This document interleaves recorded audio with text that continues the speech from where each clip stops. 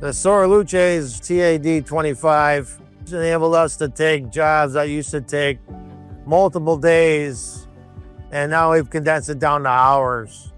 Our throughput's gone up because of it. We can get jobs in and out of the shop faster, keep our customers happier, and also go after more sales because we have more open capacity. Their accuracy in this machine is incredible. I can't say enough good things about it. It's more accurate than our jig bores were. The rotary table itself, if we had a job, had a small little groove, +5/10 minus nothing diameter. We got a 7-flute end mill. We milled it using the rotary table, and we just crept out for size. We checked concentricity, it was in a 1/10.5, which, I mean, it's just phenomenal. The part he's making behind me now is for the space industry.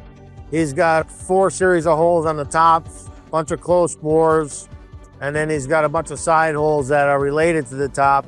They have to be put in very accurately. So he'll be doing the top holes first, tilt the head 90 degrees, attack the holes from the side, and with the accuracy of this machine, off and running.